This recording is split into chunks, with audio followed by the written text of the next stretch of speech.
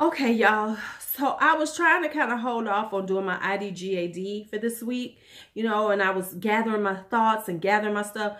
But two things that came up and they didn't just made me go, nope, it's time to talk about it. It's time. We might as well just get this out the way, talk about it. Let's be done with it. So if you are ready for another episode of I Don't Give a Damn About, stay tuned. All right, so welcome to this week's edition of IDGAD, I Don't Give a Damn About. And let's talk about some things.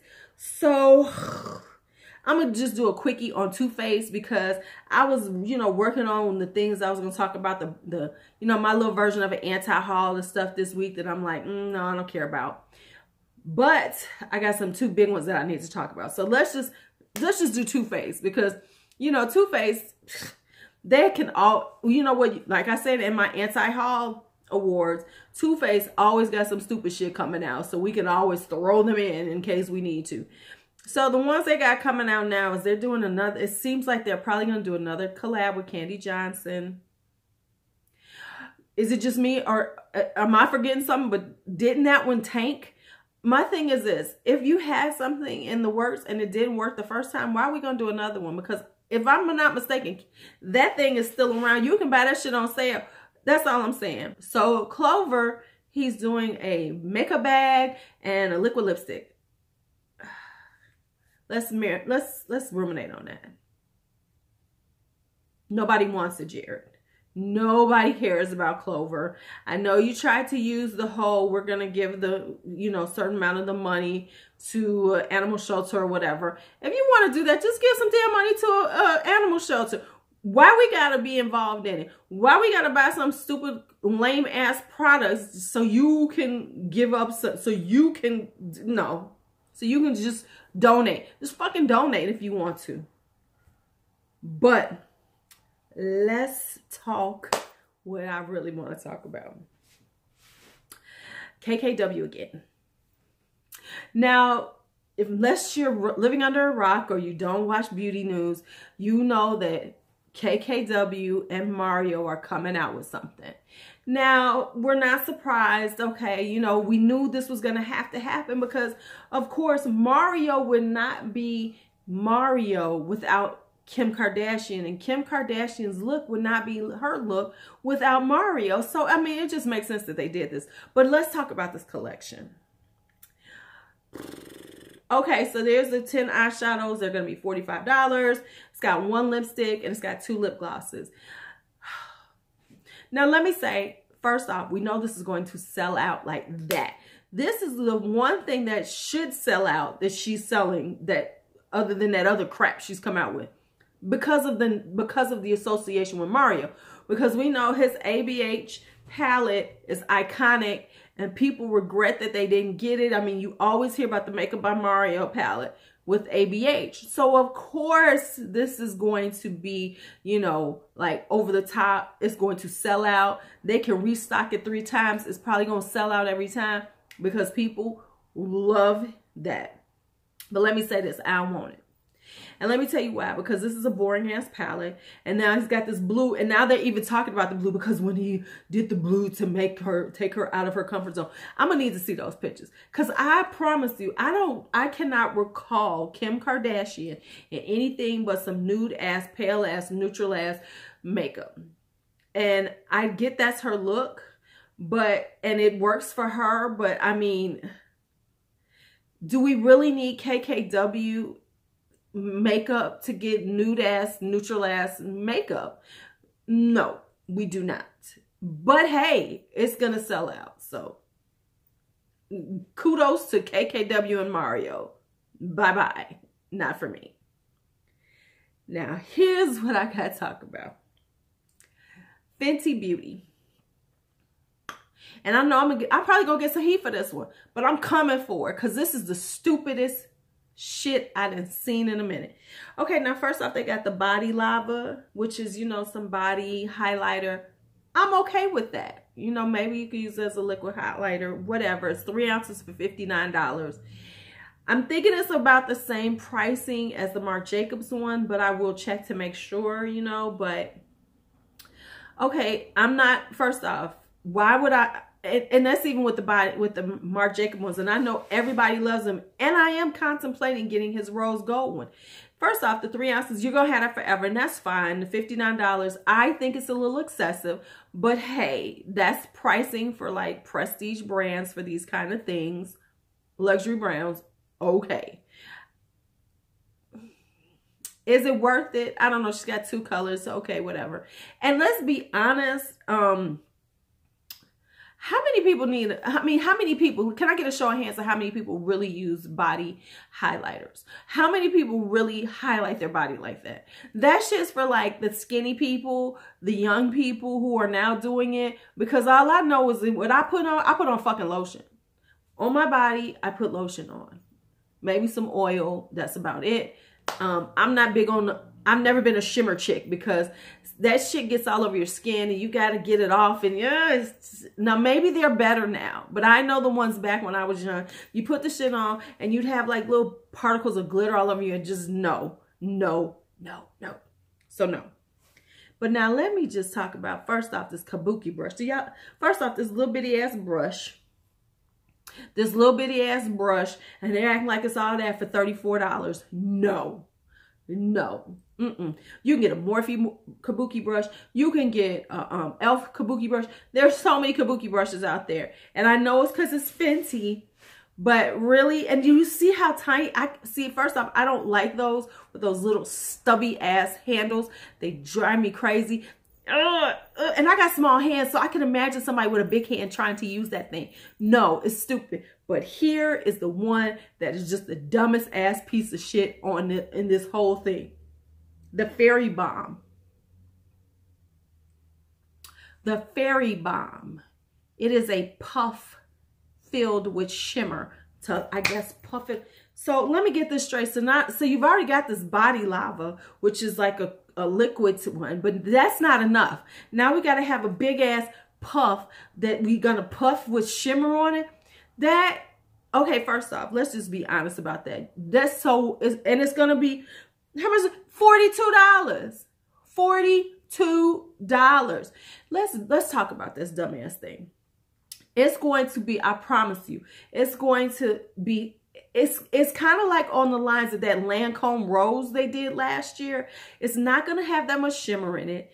Who's really going to use this thing? And I bet you it's going to be a mess. How do you contain the shimmer? Once you start using it, how do they contain the shimmer? Does it have a little squeezy thing? It's going to be stupid. It's going to be dumb.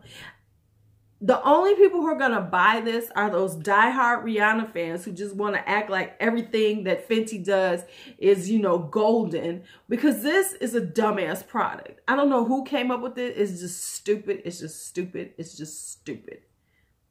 Done. Okay, so now let's talk about what I wanted to talk about on the other end. So let's talk about brand trips. Everybody talks about the brand trips. They get all upset and everything. But you know what? Once again, just like PR, brand trips have been around forever. The magazines were going on to them.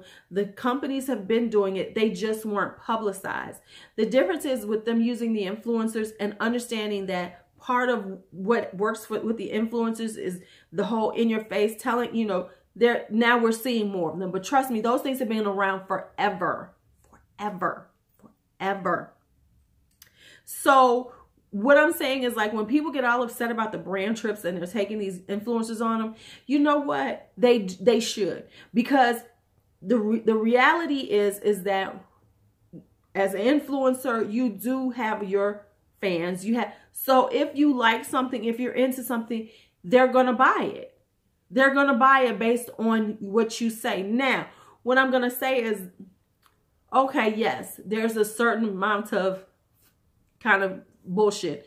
For instance, the benefit to Bad Gal Bang. Everybody went on with the Maldives and all those places for, you know, the trips. And everybody's like, oh my God, you know what? That's Benefit's decision on how they do their marketing. And I understand that has always been part of the marketing budget, because I heard something about people were like, oh my God, Benefit spends so much on brand trips. So what? So what? That is part of their marketing strategy. and as much money as a company that they bring in, if that's part of their marketing strategy, then it is what it is. And I doubt if it's as high as everyone said it is, but it is part of their marketing strategy.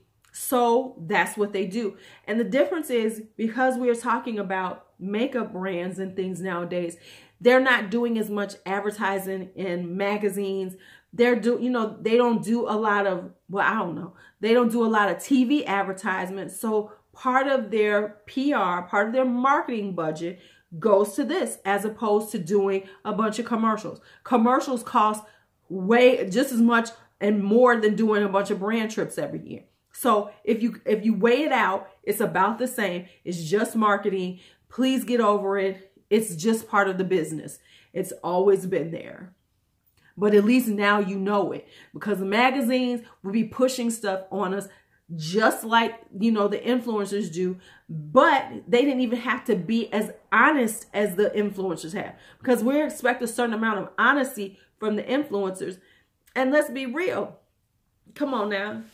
If somebody gonna give you a free trip to, Morocco, Marrakesh, you ain't gonna take it? Get the fuck out of here. So everybody who says that needs to quit lying. Now, yes, we do owe you all a certain amount of honesty. And I think that as a brand, then you should be okay with the fact that maybe they're not going to love it. Maybe they're going to say this isn't perfect or something. That's a risk you take. Should you take everybody off your brand trips if they say something wrong about one product? No, you should not, because the fact is they still have that fan base, and maybe the next time they're going to love your product and then help you sell that one more. So just be smart. This whole taking people off and this is bullshit. Okay, so that's that. Now, let's talk about some lies that YouTubers tell. These beauty YouTubers, and it's not me because I don't do this shit, but some lies that YouTubers tell that annoy me. The wear test lie.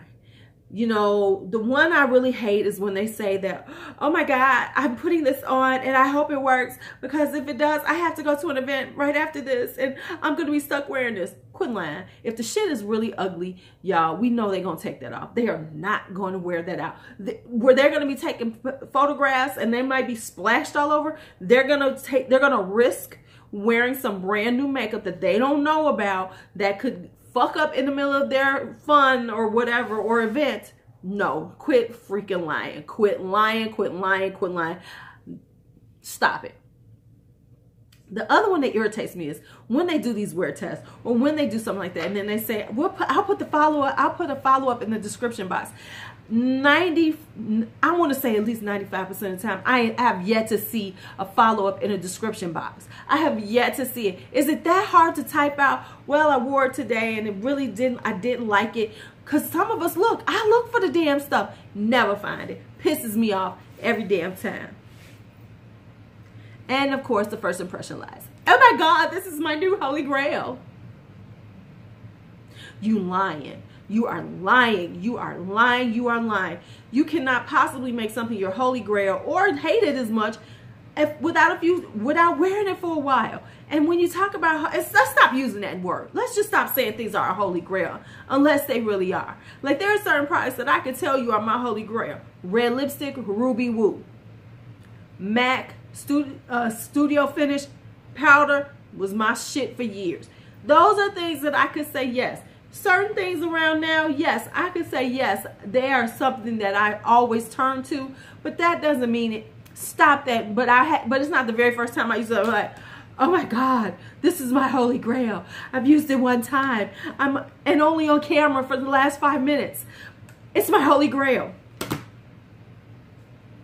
Stop lying to us. The lies, see, and those are the things that upset viewers. So if any YouTubers listen to me, watch your hyperbole, because that's what makes us all look bad when, there's these consistent bullshit ass lines that some of you are saying, especially when you have a larger audience. Stop it. You making me look bad. You gonna make people not trust me based on your stupid ass lies. Stop that shit. Okay. All right, so I think I'm done with my IDGAD for the week. I hope you enjoyed it. If you did, give it a thumbs up. If you want to comment on anything that I talked about, feel free. If there's any stuff that I need to do IDGAD on, please let me know, because you know I'm always looking for new content. And if you are new and you made it this far, don't forget to hit that subscribe button on your way out, because it's only the polite thing to do when you come and visit somebody's YouTube home. It's your LuuLuu. We're done for today. May you have a great day and may life treat you kind. Bye-bye.